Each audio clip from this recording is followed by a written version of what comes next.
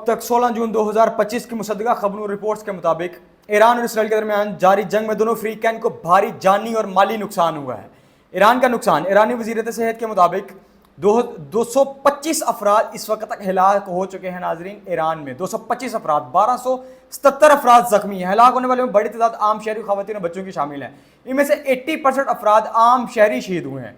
इसके अलावा एक आज़ाद इंसानी हकूक़ की तंजीम ह्यूमन राइट्स एक्टिविटीज़ के मुताबिक 406 अफराद हलाक हुए हैं। ईरान में 655 अफराद जख्मी हुए। हलाक शुदगान में बड़ी तादाद आला फौजी अफसरान, पाकिस्तानी इनकलाब के इंटेलिजेंस चीफ और कुछ एटमी साइंसदान भी शामिल हैं।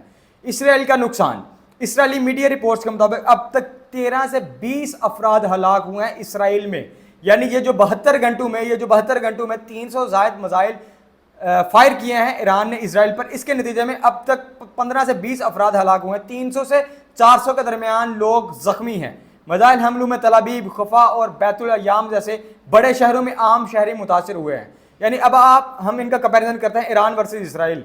225 अफराद से लेकर 400 अफराद हलाक हुए हैं ईरान में, 13 से लेकर 20 अफराद हलाक हुए हैं इसराइल में, 655 से लेकर 1000 तक अफराद जख्मी हुए हैं ईरान में, 300 से लेकर 400 अफराद जख्मी हुए हैं इसराइल में। यानी अब तक नाज़रीन देखा जाए तो बड़ा ज़्यादा नुकसान हुआ है ईरान का, जानी लिहाज से देखा जाए, क्योंकि इनकी आर्मी चीफ, इंटेलिजेंस चीफ और जो इनकी दूसरी एजेंसीज हैं यानी साइंसदान इनके शहीद हुए हैं ईरान में।